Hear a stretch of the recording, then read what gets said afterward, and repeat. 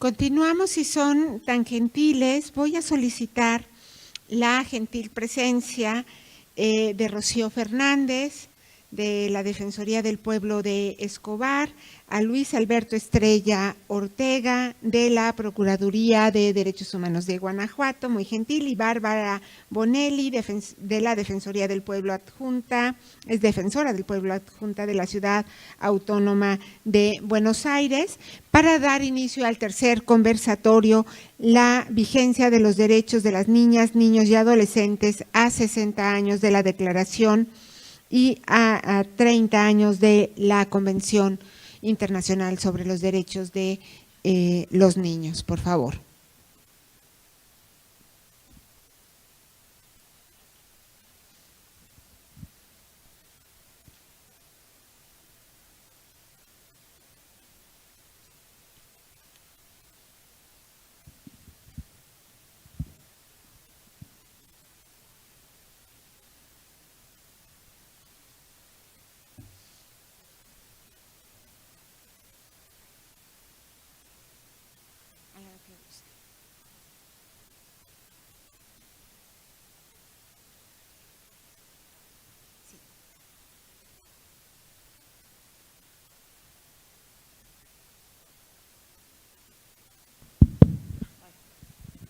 Hola, ¿qué tal? Muy buenas tardes. Bueno, nosotros vamos a introducir en este tercer panel. Es un tema central. Yo lo que quería aportar de manera introductoria es cuál es la situación de este grupo, que es esencial, que es el de niños, niñas y adolescentes en nuestro país. Los datos de UNICEF para este año, UNICEF Argentina, muestran que a nivel nacional más del 40% de niños, niñas y adolescentes vive bajo la línea de pobreza y casi la mitad de ellos tiene por lo menos alguno de sus derechos fundamentales conculcados. Esto hace necesario que centremos y que el Estado centre en la agenda pública la necesidad de tratar a la infancia como una política pública de manera urgente. También es necesario que ampliemos la mirada a grupos familiares y comunitarios, fortaleciendo sus roles y generando mayor acceso a sus servicios. Es decir, estos niños viven en el seno en general de una familia, así que esta es la realidad que nos toca vivir. Según el Observatorio de la Deuda Social de la UCA, por ejemplo, la situación de la pobreza en niños y niñas supera el 48% y un 33,8% de esta población debe asistir a un comedor escolar o barrial para alimentarse. Las cifras son alarmantes. Realmente estamos, como todos ustedes saben, atravesando una situación de crisis económica en nuestro país y más que nunca tenemos que estar, entiendo yo, los defensores del pueblo alertas. Recién comentábamos, por ejemplo, una resolución publicada en el Boletín Oficial que lleva 2 días, donde se limita y se reglamenta a través de una resolución de la Superintendencia de Servicios de Salud de la Nación y se pretende reglamentar la Ley Nacional de Discapacidad que tiene basamento en nuestra Convención de los Derechos para las Personas con Discapacidad, que también tiene raigambre constitucional, como la tiene la Convención de los Derechos del Niño. Con esto quiero decir, no es solamente asistir o interpretar cuestiones que tienen que ver con el acceso a su educación, a su salud, a su alimentación, sino atender de manera integral la situación de todos ellos.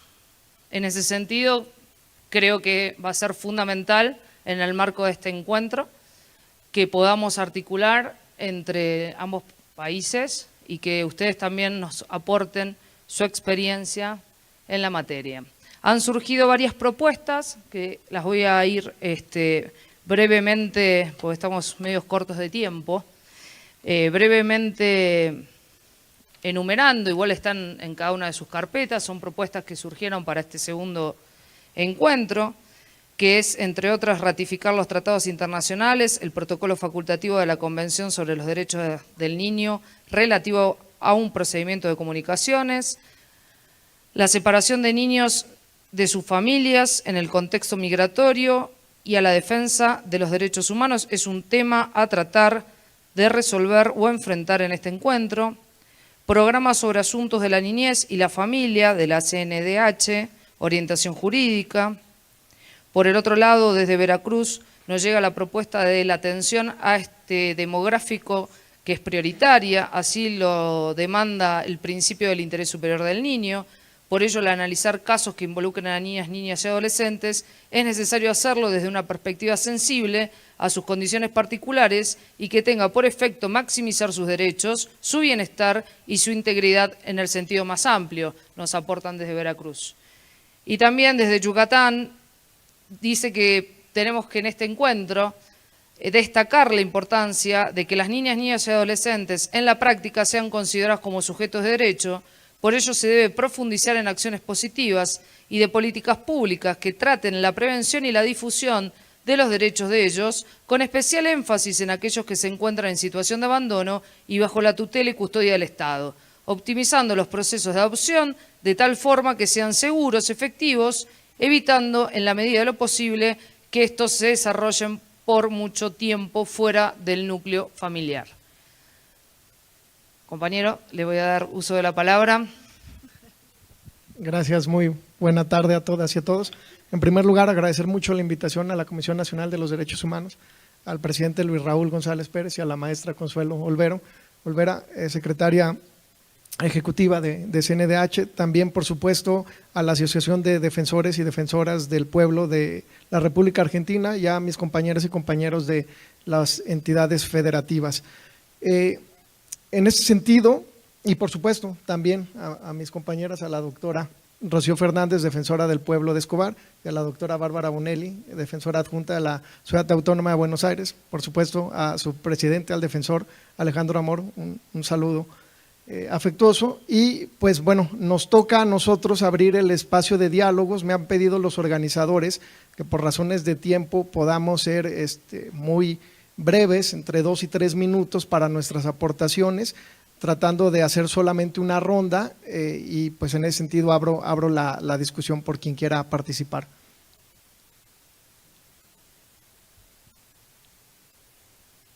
¿Quién dice yo? El compañero presidente de Quintana Roo. Gracias.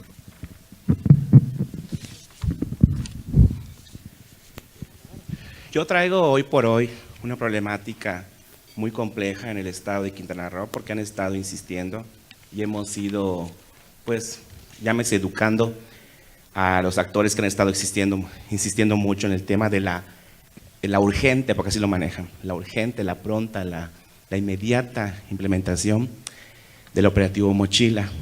Entonces, cuando empieza todo eso desde el octubre pasado y que ahorita se ha vuelto más álgido, obviamente les empiezo a comentar que el solo nombre pues es violatorio de derechos humanos, ¿no? Pero bueno, para no pasar tanto tiempo, yo sí creo que en el caso de Quintana Roo y también lo que hemos podido proyectar a nivel nacional, y es un esfuerzo enorme, que también se topa con la ignorancia y con la falta de cultura en derechos humanos del enfoque, sobre todo global, que contempla el de la niñez y adolescencia, de que siguiendo los parámetros que nos marca el Comité de Expertos y Expertas de UNICEF, siempre hago ruido y lo tratamos de ejemplificar porque también se torna confuso de los 3 enfoques que maneja el principio del interés superior de la niñez, ¿no? O más bien el interés superior de la niñez, que también se maneja como principio. Uno, el que son actores y sujetos, como ya dijeron ustedes, pero también el hecho de que en este caso que nos aqueja en Quintana Roo, que se tiene que allegar de mecanismos, de diagnósticos, de trabajos de consulta que legitime la participación o la implementación de ciertos mecanismos o métodos que directamente impacte en niñas, niños y adolescentes. Y es ahí donde se torna complejo porque incluso en plena conferencia de prensa me preguntan, pero entonces si el papá y la mamá ya autorizó, ¿usted se opone? Digo, bueno, es que volvemos al tema, aquí quienes son los principales actores y afectados precisamente son la población de la infancia, ¿no? Entonces, hemos hecho un trabajo, estamos ahorita dándole duro, como decimos en mi pueblo, de para poder sacar un diagnóstico en enero pronto sobre temas de niñez y adolescencia, y la coordinación de atención a la niñez y adolescencia ha estado reforzando pues el trabajo para poder sacar manuales, para poder sacar objetivos, y me da gusto que logramos impactar con la Secretaría de Educación, que ahí fue clave, porque hoy por hoy quien tiene que dar la autorización para que entre cualquier operativo en la escuela tendría que ser la misma Secretaría de Educación, ¿no? Lo que equivale a un ministerio estatal, y pues hemos tenido buenos resultados. Sin embargo, estos días ha salido el presidente de la Asociación de Padres de Familia del Estado a decir que aparte es mentira, que está trabajando con nosotros y que nos va a obligar a que nosotros aceptemos, ¿no? Pero bueno, se torna interesante, pero creo que viéndolo como un espacio de oportunidad nos da más fortaleza para que podamos incidir en ese tema y la educación formal, ¿no? Y que estamos apostando, si todo sale bien, esta nueva legislatura, porque apenas tomamos protesta antier, que podamos poder formalizar en la educación básica el tema de derechos humanos y de igualdad de género. Es cuanto, gracias. Muchas gracias, presidente. Me ha pedido el uso de la voz el presidente de la Comisión de Jalisco y el presidente de la Comisión de Tlaxcala. Adelante. Gracias. Solo respecto a las mallas curriculares y a los programas y planes de estudio, y desde la perspectiva de las niñas, niños y adolescentes que integran pueblos originarios y comunidades indígenas. En nuestro país, evidentemente, no se tiene esta perspectiva intercultural en el diseño de estos planes y programas, y obviamente esto es una transgresión a los derechos humanos de este sector de la población. Yo creo que, a reserva de conocer la experiencia de nuestros colegas de Argentina, y en cuanto al reconocimiento de la población indígena que ustedes puedan tener allá, México tiene una gran diversidad de pueblos, en el propio texto constitucional se reconoce como un estado pluricultural, pero pues no pasa del contenido del texto constitucional. Pues en la educación siguen aprendiendo, ayer refería cómo se aprende una cosa antes, bueno, pues aquí siguen aprendiendo de todos menos del contexto cultural, y esto obviamente atenta contra la identidad de los pueblos y comunidades indígenas.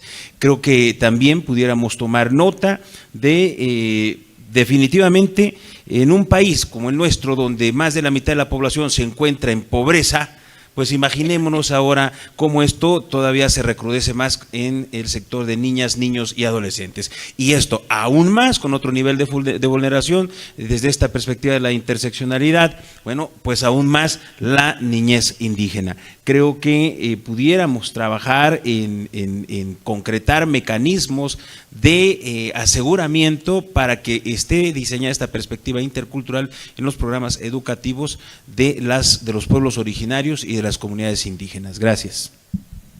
Gracias, presidente. Adelante, presidente de Tlaxcala. Gracias, muy buenas tardes. Ahí se escucha así, ¿verdad? Ok.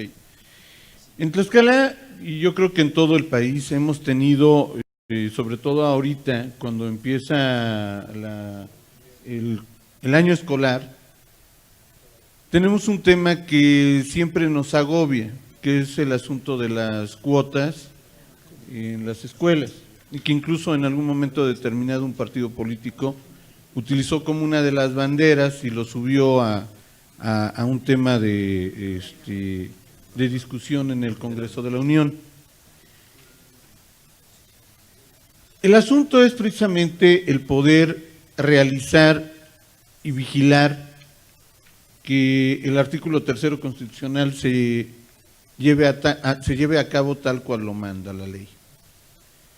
Un acuerdo, porque en Tlaxcala me lo han preguntado mucho, y de repente, bueno, para los compañeros de Argentina y puedan contextualizarse, aquí en México, en la educación básica, en la educación media básica también, media superior, regularmente cuando un niño va a educación pública, accede, llega, paga una inscripción, pero los padres de familia, en común acuerdo con algunos directores, no es una situación que sea generalizada, pero sí muchos lo hacen, en un porcentaje muy alto, y cobran aparte una cuota.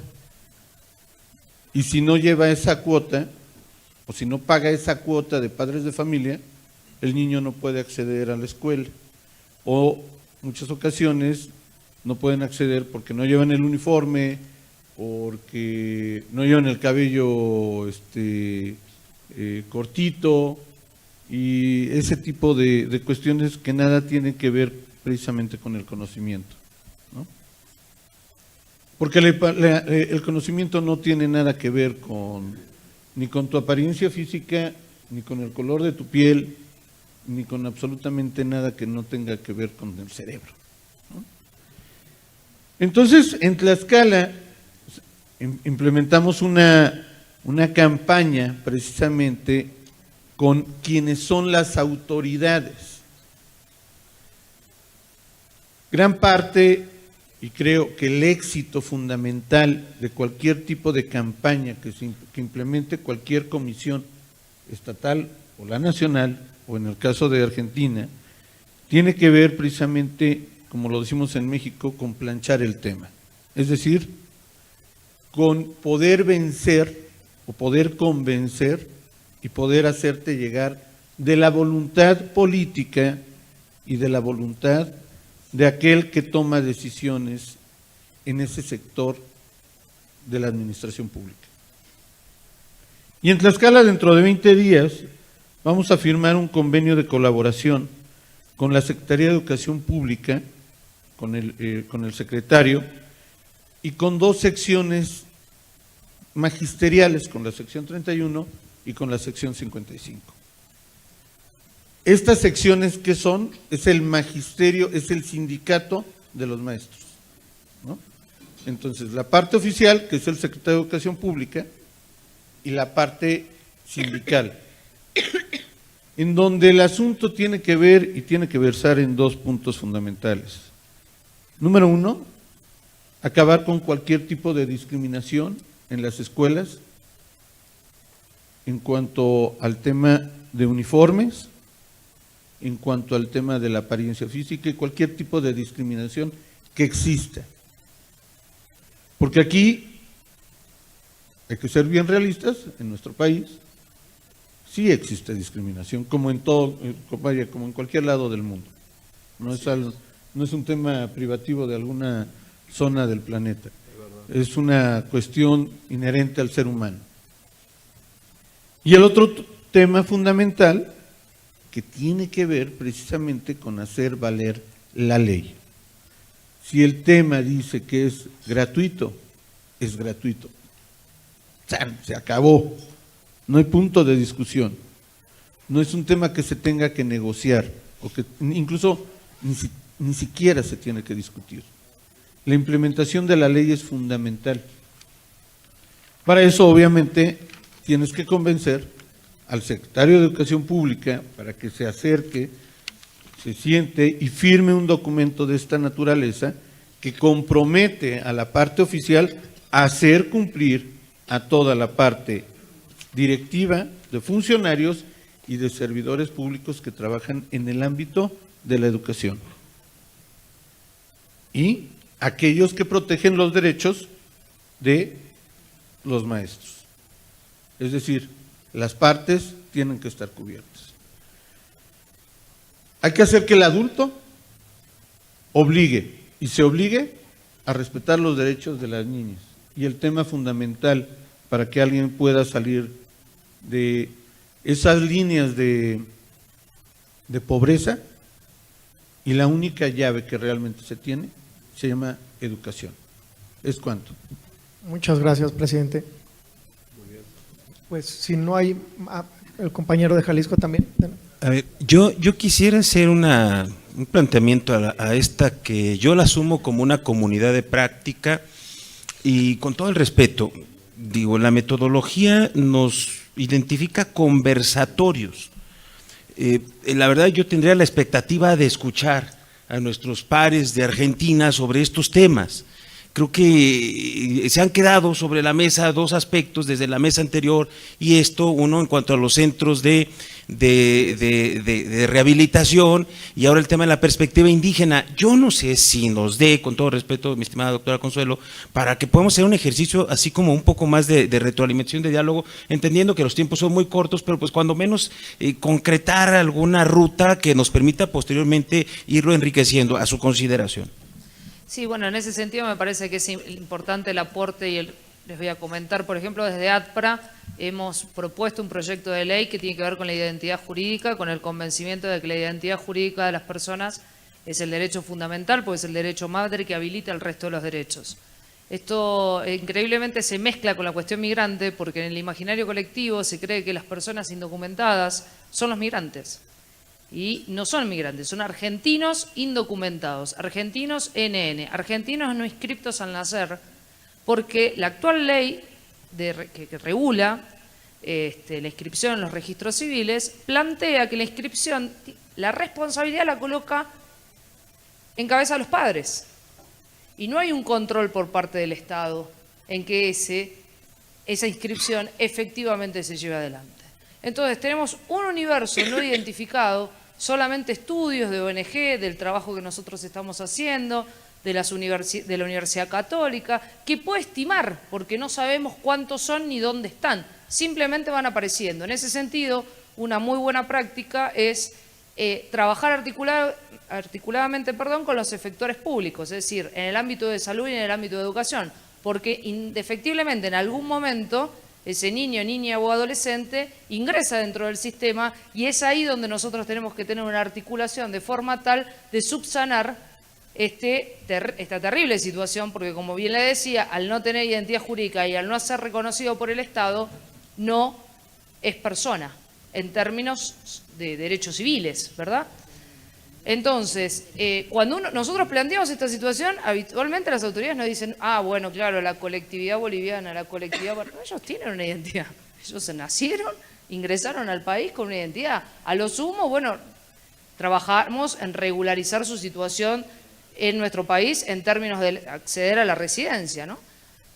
¿Qué hicimos en ese sentido? Proyecto de ley, en este momento está en la Cámara de Diputados, pedimos que se modifique el procedimiento de forma tal de que se garantice que todo argentino nacido sea debidamente inscripto. Después, otro trabajo claramente que hacemos es dentro del ámbito educativo. Ninguno de nosotros, la verdad, reviste obstáculos, creemos que es una manera también de promover derechos y también de darles el lugar, porque empezar como lo que decíamos el otro día, ¿no? A la acción, es decir, la ley y las convenciones le garantizan el derecho a tener voz, pero nadie los escucha.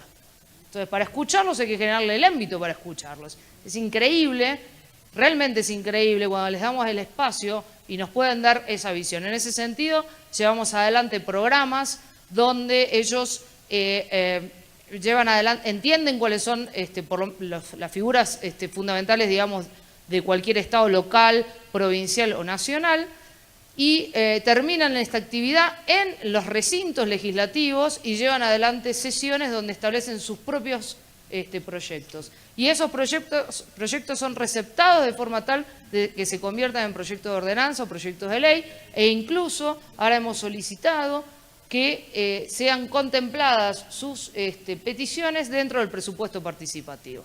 Porque si no, si hablamos de ampliación de democracia y de darles lugar o darles voz y voto, ¿no? O sea, hay que generarles el espacio para que eso suceda.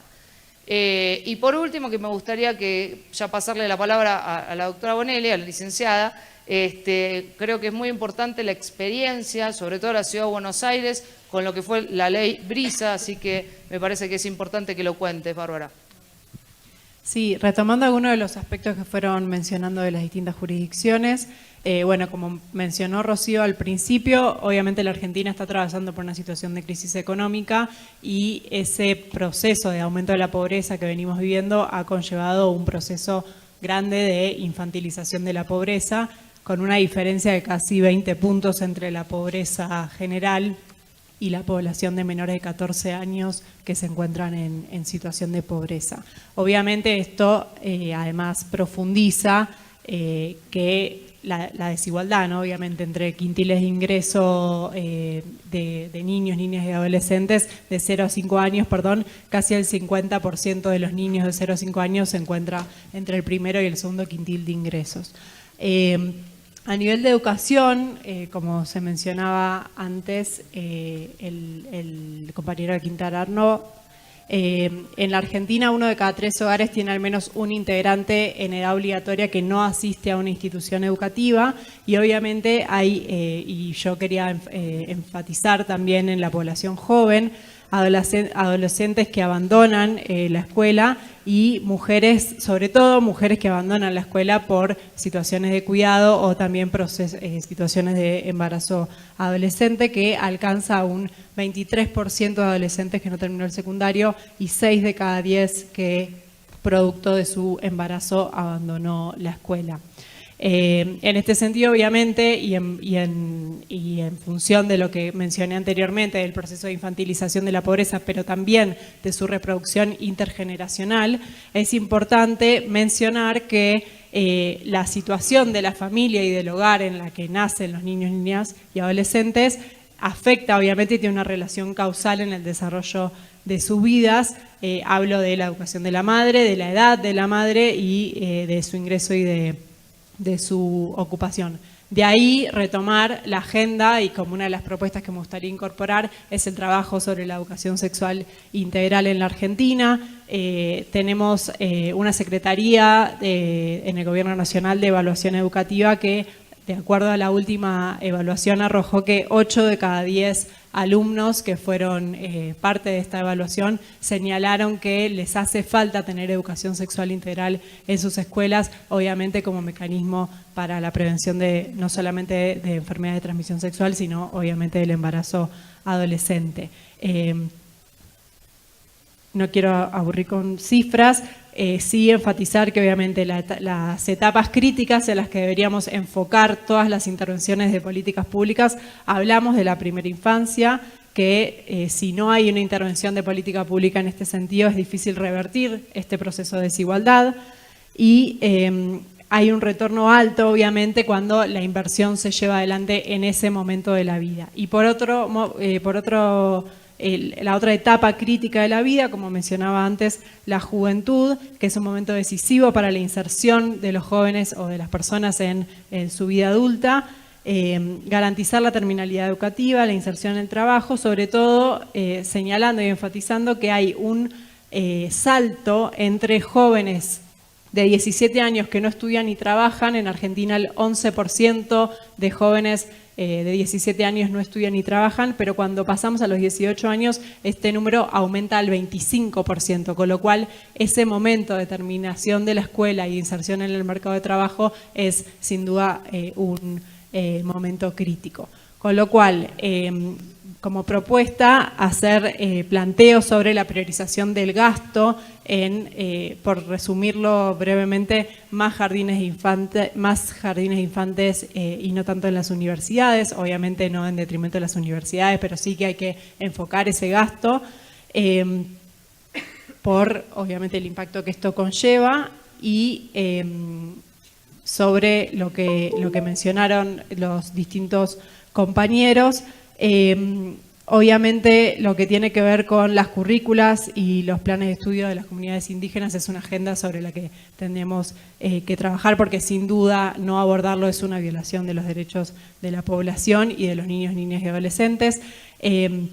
Los actores y el trabajo sobre los actores y los niños como sujetos de derechos sin duda también es un debate, y lo vinculo con la temática de la educación sexual integral que mencioné antes, porque en la Argentina se ha dado un proceso de discusión en el marco de esto en relación al derecho del niño a acceder a esa educación, como lo plantea la ley y es su derecho, y no tanto del padre o de la madre para definir si puede acceder a ese contenido curricular.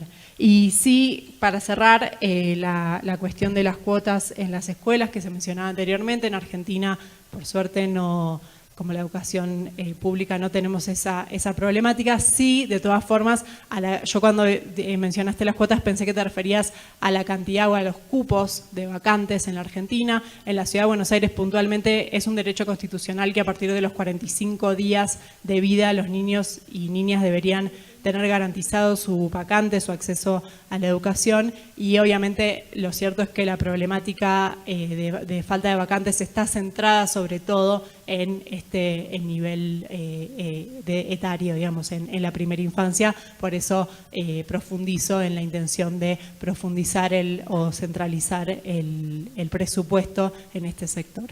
Y por último, para mencionar la ley Brisa, que mencionaba Rocío, hemos tenido una serie de leyes sancionadas en la Argentina vinculadas a las mujeres. Una de ellas ha sido la ley Brisa, que lleva el nombre en función de aquellas niños, niñas y adolescentes que son hijos de víctimas de violencia.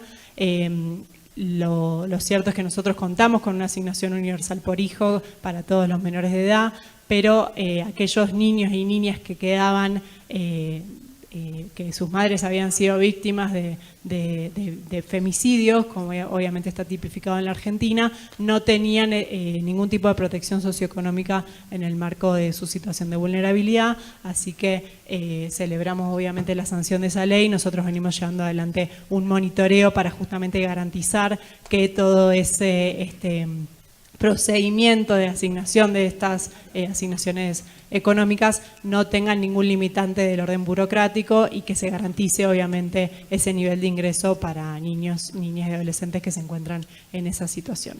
Así que no sé si quieren comentar algo más. Puntualmente creo que la propuesta concreta también es que estemos atentos a la cuestión presupuestaria. Es decir, cuando hay recortes presupuestarios, definitivamente no hay política pública que garantice todo lo que la legislación prescribe. Y una sociedad que no cuida a sus adultos mayores y no cuida a sus niños no puede ser considerada una sociedad seria como tal. Entonces creo que nuestra principal función es atender a estos grupos. Fíjate cómo está vinculada la cuestión género, la cuestión niños, la cuestión migrantes, la cuestión de adultos mayores. Son grupos de mayor vulnerabilidad, donde personas con discapacidad, donde el Estado en general, y más en una situación de crisis, generar los primeros recortes, que es lo que nosotros debemos estar muy atentos y no permitir, y si es necesario recurrir por vía jurisdiccional para que se garanticen los principios de nuestras constituciones. Gracias. Gracias. Pues bueno, con esto solamente yo unas breves reflexiones en torno a lo que comentaban en el tema del operativo Mochila. Recordar, como todos sabemos, aproximadamente hace un mes la CNDH emitió una recomendación por ese tema, sobre todo en el tema de la Ciudad de México, ¿no? En escuelas de la Ciudad de México. El tema, por supuesto, de los programas en las comunidades indígenas, pues un tema importantísimo. Yo creo que en el tema de las cuotas, pues prácticamente todos en las comisiones alguna vez se habrá emitido alguna recomendación por el cobro indebido de estas cuotas escolares, ¿no? Que está prohibido. Y para concluir, pues lo que a tono con mis compañeras, cuando a veces preguntan cuál es el instrumento en materia de derechos humanos más importante que se tiene, pues generalmente uno termina diciendo otros instrumentos, pero yo creo que a veces obviamos los presupuestos de egresos que si no están ahí destinados, pues estos derechos humanos se convierten en utopías, ¿no? Entonces ahí es donde tenemos que apostar, ¿no? A los presupuestos de egreso ya como están destinados. Muchas gracias.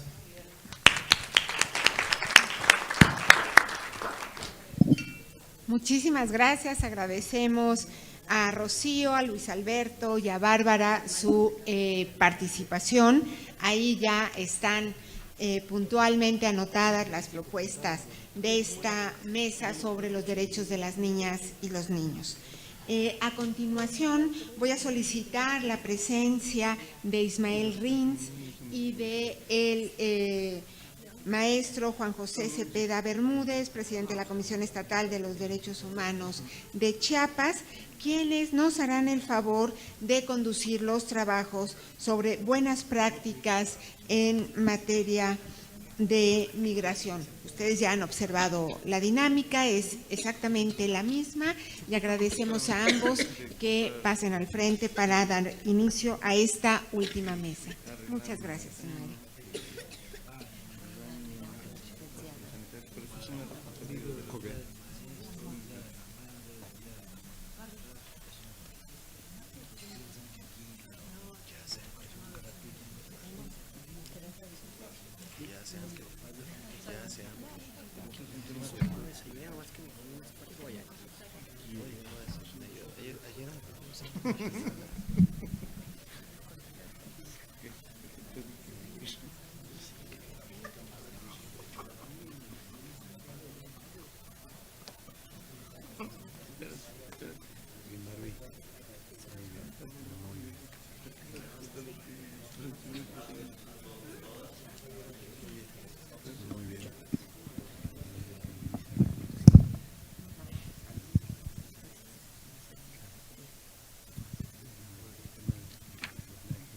Hola, hola, perfecto. Ahora sí. Buenas tardes a todos y a todas. Es un gran placer compartir esta actividad en el marco de este encuentro binacional. Saludar a la señora Consuelo, secretaria ejecutiva de la CNDH. Saludar a quien me acompaña en esta moderación y, bueno, festejar una vez más este encuentro propulsado por la Asociación de Defensores del Pueblo de la República Argentina, presidida por nuestro querido amigo Alejandro Amor, que no solamente tengo que confesar, que no solamente nos invita a trabajar, sino que además nos impone y nos exige que trabajemos. Así que, en ese sentido, vamos a dar rápidamente inicio a esta mesa, a este conversatorio número 4. Vamos a hacer una breve introducción de lo que a mí se me ocurría repasar. Si bien todos tenemos en claro qué son las buenas prácticas, me parece que hay algo significativo, ¿no? Que cuando uno realiza una actividad de manera continua y de acuerdo a ciertas reglas, nos proporciona cierta habilidad. Esta habilidad, proporcionada por esta práctica continua, nos permite realizar acciones en un marco de confianza. Cuando estas acciones logramos sistematizarlas e identificar cuál es el servicio que estas acciones nos prestan o nos brindan en diferentes contextos, estamos frente a lo que podemos llamar buenas prácticas. Este concepto dinámico de buenas prácticas tiene en su génesis conceptos como de innovación, efectividad, impacto, sostenibilidad, adaptabilidad, transferibilidad y multidimensionalidad. Podemos situar buenas prácticas hacia adentro de la institución, que todos conocemos, vinculadas a la atención, a la gestión de los reclamos y a la transparencia, pero sin embargo hoy vamos a centrarnos en lo que son las buenas prácticas hacia afuera de la institución, principalmente vinculado a las buenas prácticas en materia de migración.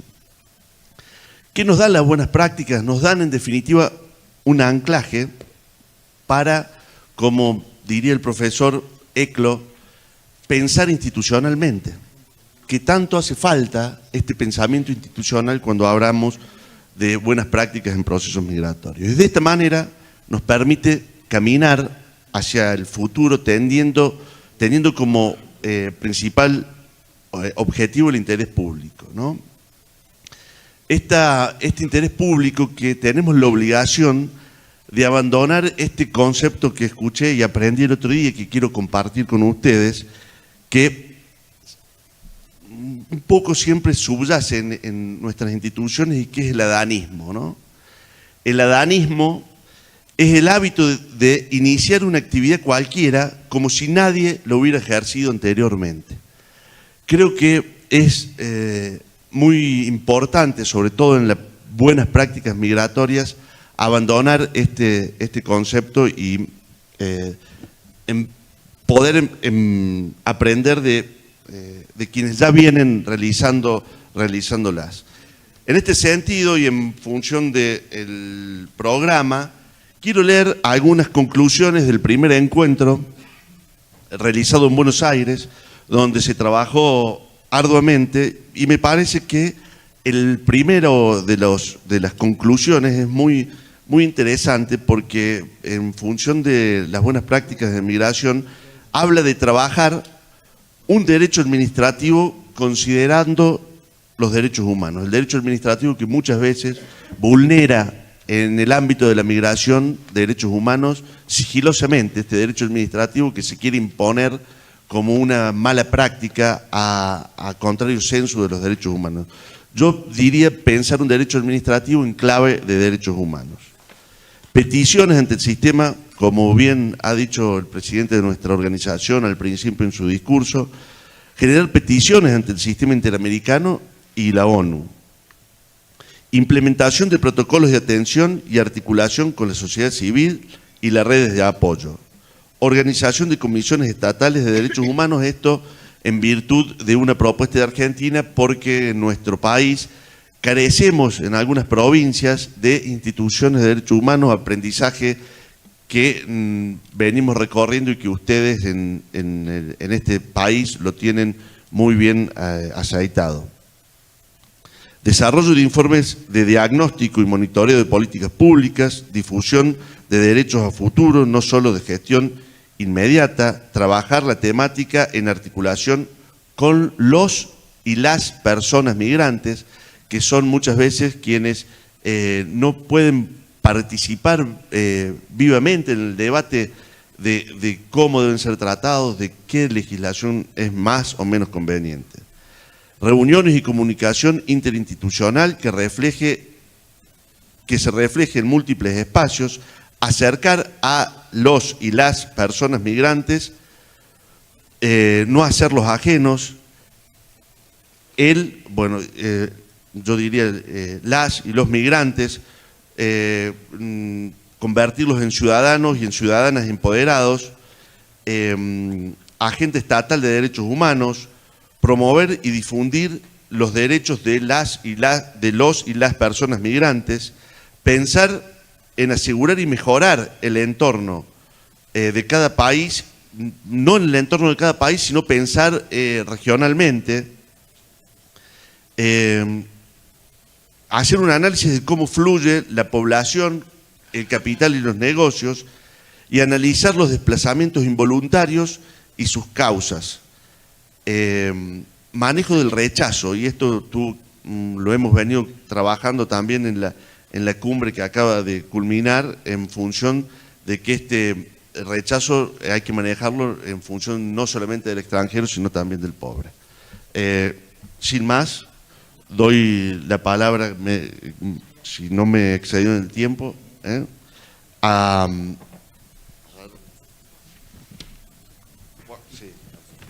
Juan José, para que comience con la moderación, el otorgamiento de la palabra y... me falta la lectura de propuestas, ¿verdad? ¿O la tiene? La tiene, perfecto. Para que proceda la lectura de propuestas. Muchísimas gracias. Muchas gracias al doctor Rins. Yo le agradezco mucho esta introducción tan clara que nos ha hecho y tan sensible. Yo creo que es un tema que a todos nos llega al corazón y vemos cómo a él le mueve pues tan profundamente. Yo creo que tiene muy claras las propuestas. Quiero agradecer al señor Amor, muchas gracias por promoverlo, a don Luis Raúl. Por favor, doctora Consuelo, nuestro agradecimiento, les saludo con afecto, y a todas y todos, pues muchas gracias por su participación en este cuarto conversatorio, que entiendo que es el último. Con este concluimos, y bueno, la dinámica será la misma que en los anteriores. Voy a leer las propuestas que se recibieron en tiempo y forma, y después de leerlas, pues vendrán la apertura del espacio para las participaciones, donde me habían amenazado con que me iban a dar 2 tarjetitas, una verde y otra roja, para medir el tiempo, pero afortunadamente no me las dieron. Entonces yo lo único que les pediría es que cuando hagan uso de la palabra nos hagan favor de dar su nombre, por aquello de que algunos no estemos tan familiarizados con quienes estamos aquí. Pero bueno, muchas gracias, doctor Rins, gracias a todas y todos, y voy a dar lectura a las propuestas que nos hicieron llegar de parte de la Comisión Nacional de los Derechos Humanos, la revisión del marco jurídico que regula las facultades de las autoridades involucradas en la migración. Implementar los protocolos necesarios para prevenir la vulneración a los derechos humanos de las personas en situación de migración, sobre todo protegiendo a niñas, niños, adolescentes y mujeres. Convocar a las autoridades y sociedad a rechazar la discriminación, la xenofobia y el odio hacia los migrantes. Ellos nutren a los países que los acogen.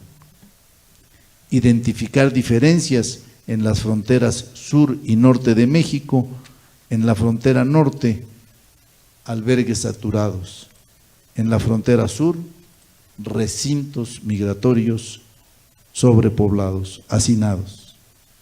Autoridades migratorias en cada país, la participación de la Guardia Nacional en México, recientemente constituida. Implementar protocolos en los estados por los que transitan los migrantes a fin de proteger sus derechos humanos, especialmente de niñas y niños. Responsabilidades de los países de tránsito, como lo es México. Atención de los consulados hacia los migrantes detenidos. Es necesario empoderar a las personas migrantes sobre el conocimiento de sus derechos. Sin embargo, el énfasis debe recaer sobre un proceso de sensibilización de los servidores públicos con los que interactúan durante su tránsito hacia su destino. Es el Estado quien debe garantizar y respetar los derechos de las personas.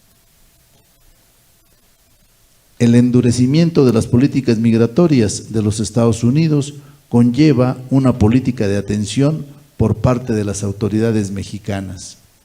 Amerita una revisión al marco jurídico que regula las facultades de las distintas autoridades involucradas. Entre las diversas rutas que siguen los migrantes centroamericanos se encuentra un paso por el estado de Morelos. Las autoridades estatales no pueden ser indiferentes ante esta situación, por lo que es necesario implementar los protocolos necesarios para prevenir la vulneración a sus derechos humanos, sobre todo protegiendo a niñas, niños, adolescentes y mujeres, quienes son más susceptibles de ser vulnerados. Estado de Morelos.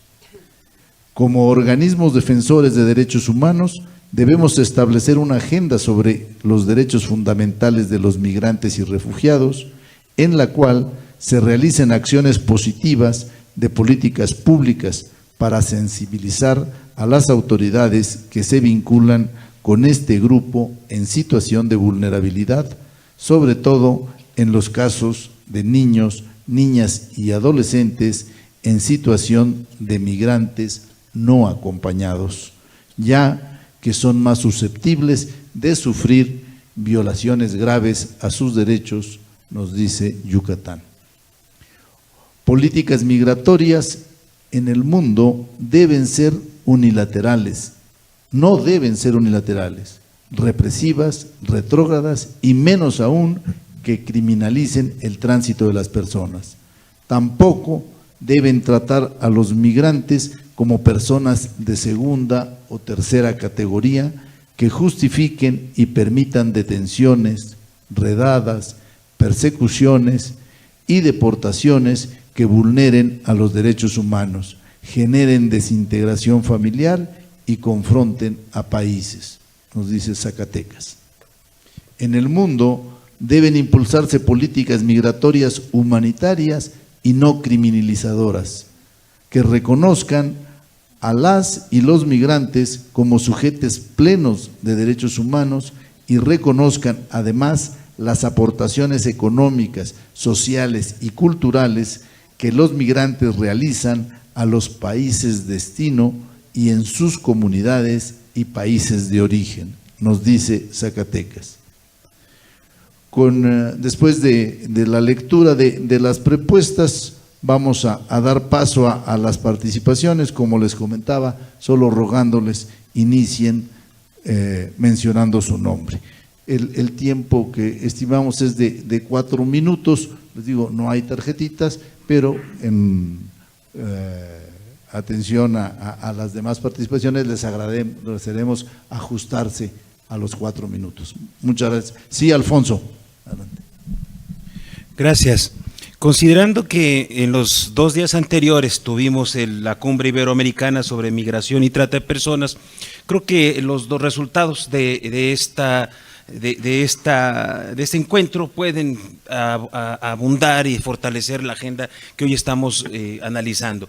Y en particular, yo solo sí quisiera agregar una propuesta ejecutiva y que me parece que no fue lo suficientemente apuntalada durante la cumbre, y que tiene que ver con la criminalización de las personas defensoras de derechos humanos, de las personas migrantes.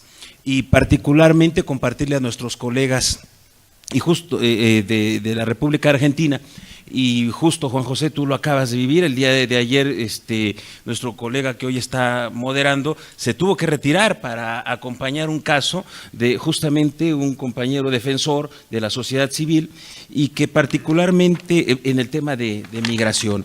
En la presente administración, las políticas migratorias implementadas han tomado un giro significativo respecto a la criminalización de las personas migrantes y defensoras de derechos humanos de ellas, mismo que han sido incentivadas y respaldadas por el gobierno estadounidense, el cual mediante la presión comercial y económica han generado que se obstaculice el acceso a derechos humanos y reprima el tránsito de las personas migrantes provenientes principalmente de Centroamérica, África y Haití. Como ejemplo de lo anterior, se hace mención de la situación que están viviendo las personas haitianas y africanas en Tapachula, que si mal no tengo el dato, se encuentran en condiciones muy difíciles de hacinamiento, sin garantías, y que incluso los ha llevado a ponerse en huelga de hambre. No sé si todavía subsista esta situación, estimado Juan José, pero respecto a la criminalización de los defensores de las personas migrantes, es de suma relevancia destacar los casos de Irineo Mujica, Cristóbal Sánchez y del arzobispo Raúl Vera, o el hostigamiento que ha sufrido la Casa del Migrante de Saltillo y la 72 Hogar Refugio, hechos ante los cuales diversos organismos de la sociedad civil se han pronunciado, y qué bueno sería que en el marco de este encuentro binacional haya como parte de esta agenda pues también un pronunciamiento por la no criminalización de las personas defensoras en esta agenda, y particularmente ahora que estamos viendo que es una situación a nivel global. Me parece que bueno sería el mensaje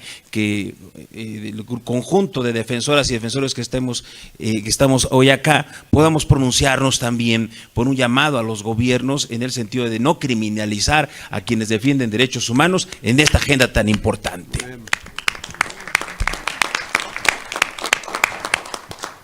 Gracias a Alfonso. Sí, perdón, Tlaxcala.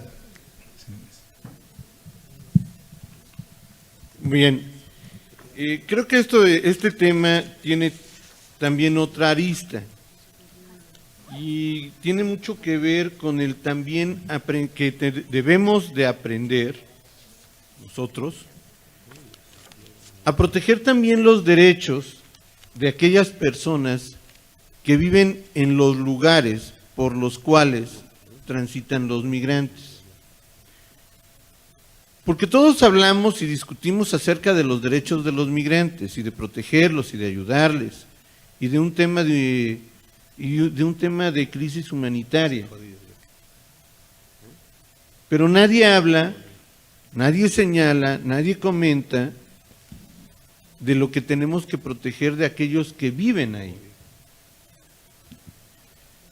La primera imagen que nosotros tenemos de un migrante es que son señalados, son objeto de persecución.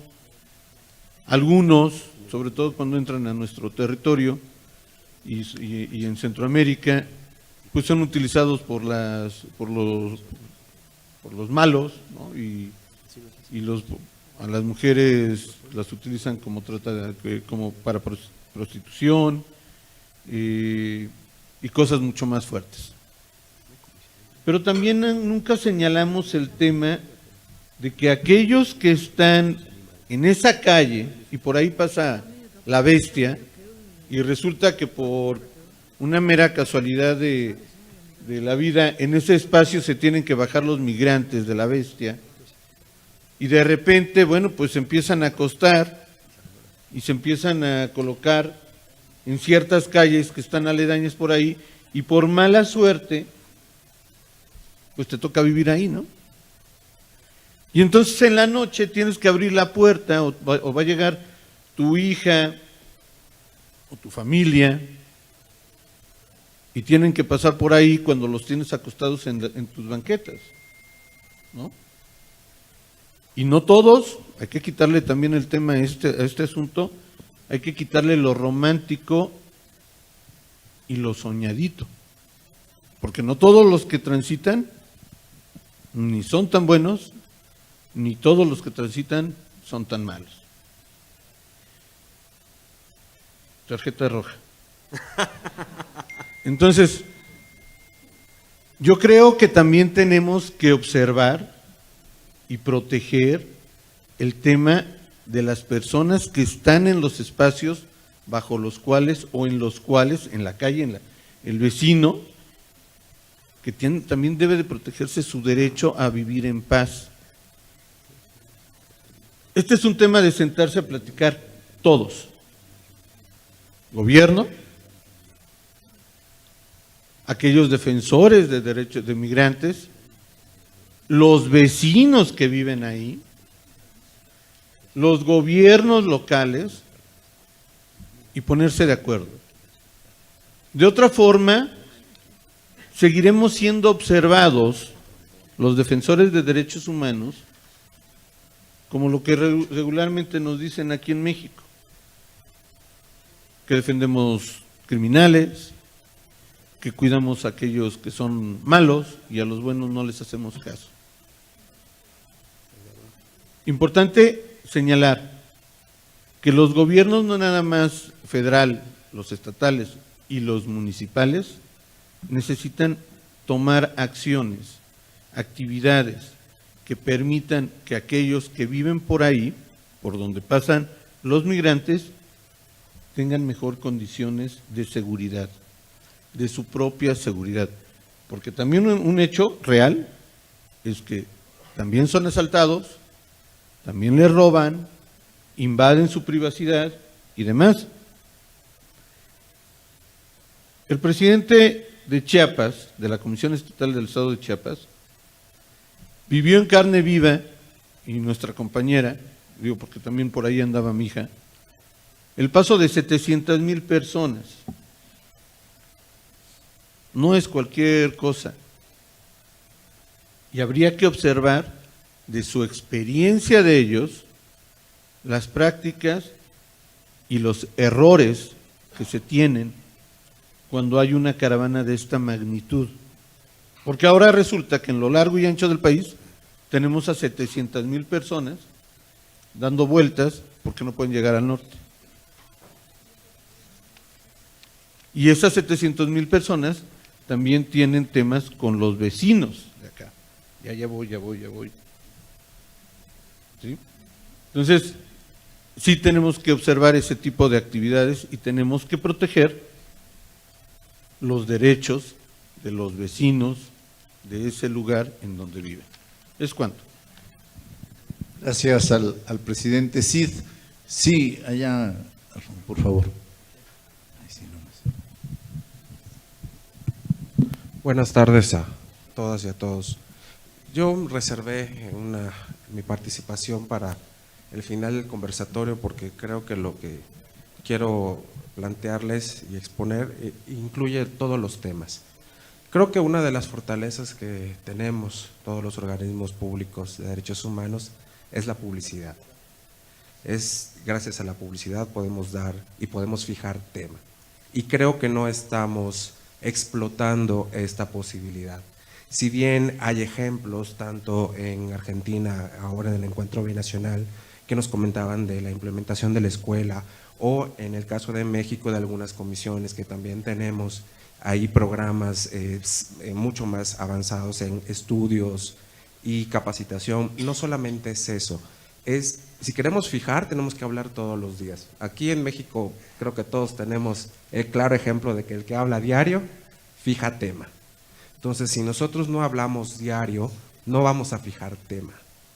Tenemos que, y obviamente eso también impacta en la cuestión presupuestal, porque en todos los conversatorios hemos hablado que si queremos justiciabilidad de los DESCAS, si queremos protección de los niños, si queremos ayuda a los migrantes, si queremos evitar tortura y tener mayores peritos, necesitamos dinero.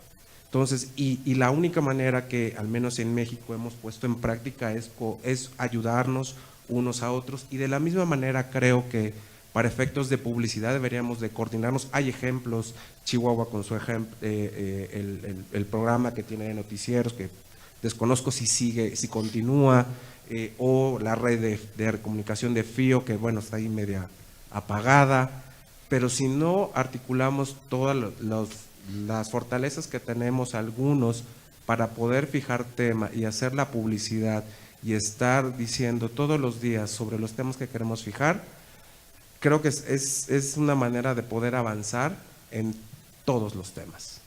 ¿Los cuento? Muchas gracias. Sí, la doctora Consuelo, por favor. Gracias. Yo solo quiero sumarme al planteamiento de Alfonso. Hemos tenido día y medio intenso para trabajar el tema de migración en la tercera cumbre de la FIO, por lo cual me atrevo a sugerir, tenemos 10 documentos que ayer hicimos un muy breve resumen, pero que hoy todas y todos los tenemos a la mano. Yo lo que propongo es que sumemos a esta ruta de trabajo de este encuentro binacional estos documentos donde ya hay acciones muy concretas que podemos continuar. También me sumo a la solicitud de Alfonso cuando hay que de manera reiterada reconocer y proteger el trabajo de las defensoras y defensores civiles de derechos humanos, que hoy en México tanto los defensores de trabajadores migratorios como del medio ambiente son los más amenazados. Es cuanto. Gracias, doctora.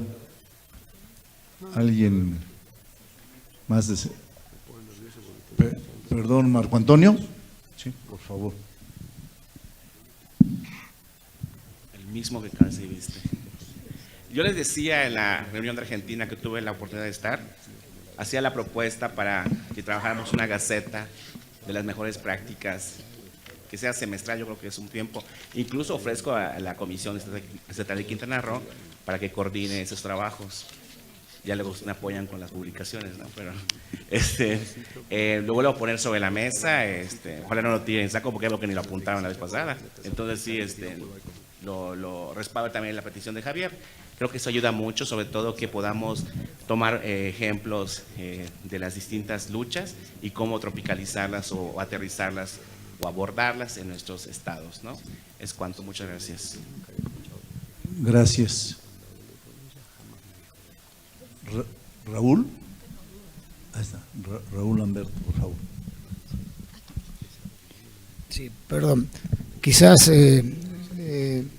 no es directamente involucrado con este tema, pero sí involucrado con el que tratamos de los DESCA.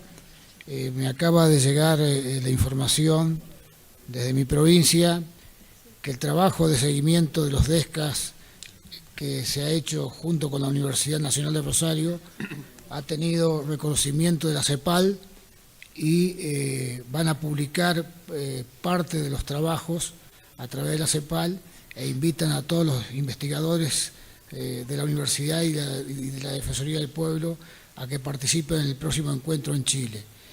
Creo que esto también ayuda porque a veces quienes trabajamos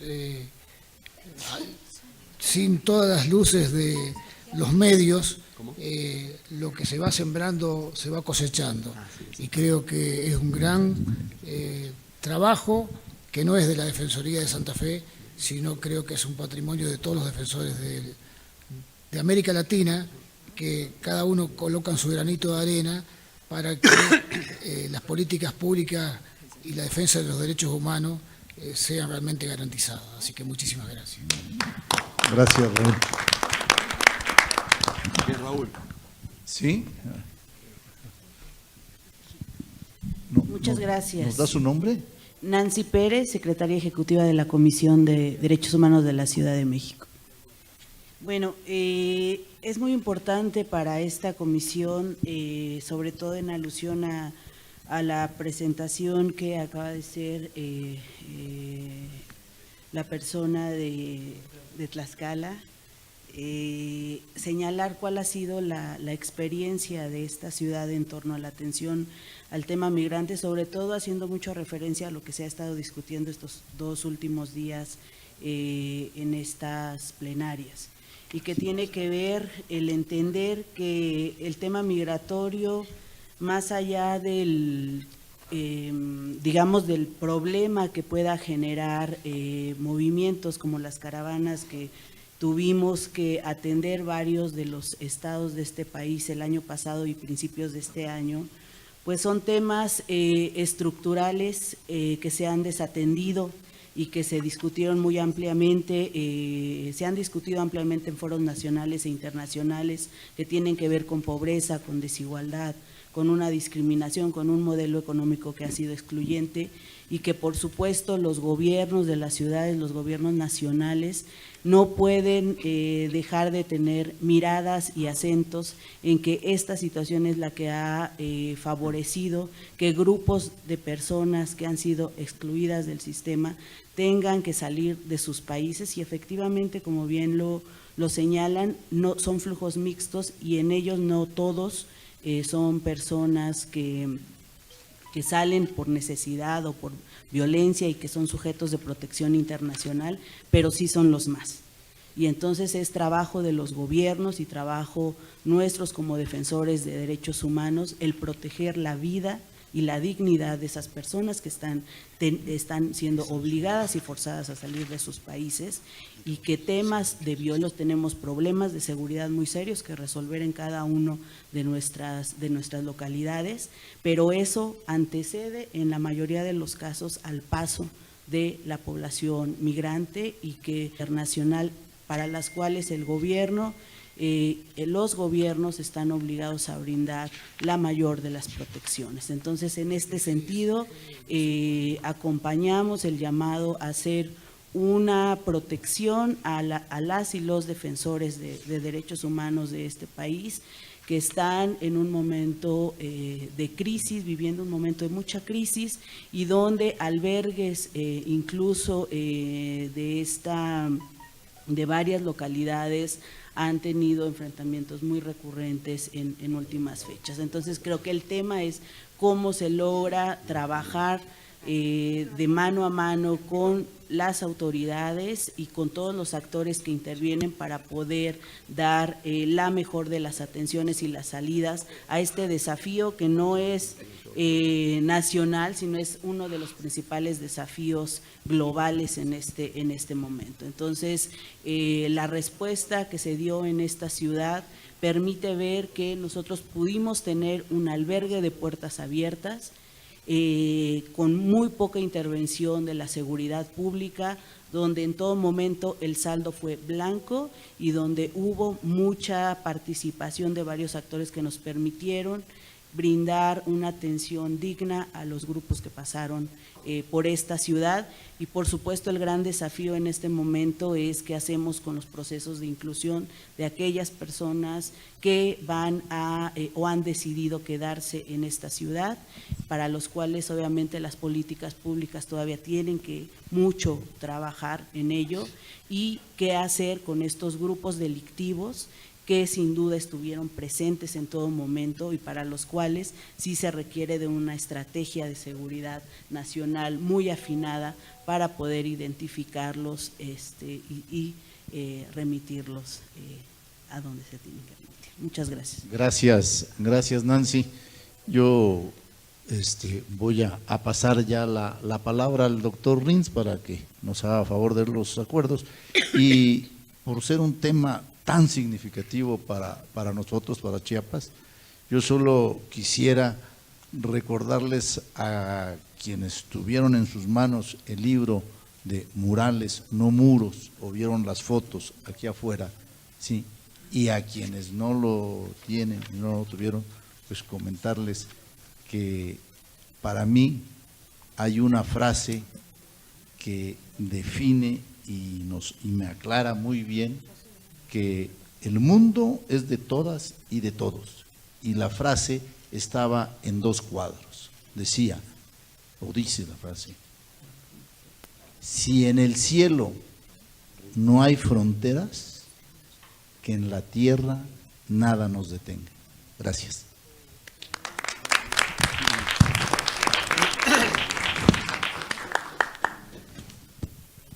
Bueno, muchas gracias. He ido punteando algunos temas que me parecen acuerdos, por lo menos iniciales en este conversatorio. Surge el tema fundamentalmente de la publicidad que tomó el compañero Javier. Yo agregaría simplemente la comunicación en general. Entiendo que fue en esa línea el tema de la publicidad, muy apuntalado por el compañero Marco de Quintana Roo, que vuelve a traer esta propuesta que había puesto sobre la mesa en Buenos Aires y que me parece oportuno recogerla definitivamente, de la Gacetilla, de poner un órgano de difusión. Lo había planteado de manera semestral, pienso que puede ser de manera trimestral, alguna cuestión que podamos estar publicando de manera conjunta, México y Argentina, como órgano de difusión de esta confraternidad que hemos fundado ya en este segundo encuentro consolidado. Posteriormente se habló de un tema que subyace siempre que se habla de la cuestión migratoria, ¿no? Y que tiene que ver con esta cuestión de la securitización, a mi criterio, de la población migrante. El compañero de Tlaxcala nos trae conceptualmente algunas cuestiones que entiendo que con cierta preocupación ve cómo sus vecinos y sus vecinas de alguna manera padecen esta cuestión. Claro que evidentemente nos encontramos ante esta cuestión que siempre nos interpela, que tiene que ver con las poblaciones vulnerables, ¿no? Y esta cuestión de la población vulnerable que nos interpela de manera permanente nos implica tomar ciertas posiciones desde el punto de vista de la política también. Entonces, claro, no podemos dar en el blanco en algunos temas, justo en el blanco, pero sí creo que, abonado después por los comentarios que puso Nancy sobre la mesa, pensar en estos conceptos de seguridad humana desde un punto de vista constructivo y más amplio que la cuestión de la seguridad propiamente dicha o entendida del concepto represivo, entiendo que con un instrumento de políticas públicas también, un poco en la línea de la propuesta que ha hecho y que leyó compañero de mesa aquí de Quintana Roo, ¿no? Vinculada a una persona muy preocupada en el eje de política pública, que entiende que ahí está la herramienta para cristalizar cuestiones como esta, ¿no? La seguridad, que sí, tiene que ser integral y de todos. Y bueno, y una cuestión estratégica, ¿no? Estratégica, que ponga todo sobre la mesa sin olvidar el aporte que hizo mi compañero de Argentina, Raúl Lamberto. Creo que esta cuestión de los DESCA, que es transversal a todos y que estos tipos de estudios y este tipo de logros alcanzan a visibilizar en la línea de la primera propuesta vinculada hacia la articulación con organismos internacionales. Es un breve comentario sobre los acuerdos, entiendo que se van a trabajar en profundidad, así que hemos dado por concluido esta mesa, entiendo que va a haber un cierre, así que muchas gracias a todos y a todas por participar. Gracias. Muy bien. Muchísimas gracias. Estamos a punto de concluir los trabajos de este encuentro. Nuevamente agradecer muchísimo al licenciado Cepeda, al licenciado Rins, por su excelente conclusión, por su conducción acuciosa en este conversatorio. Vamos a dar de verdad espacio mínimo, nada más para poder acomodar la mesa final, para invitar al defensor Amor a que pase al centro junto con Dolores Gandulfo para poder hacer este cierre. Nuevamente, muchísimas gracias. No, acá. Estemos los tres juntos, pero...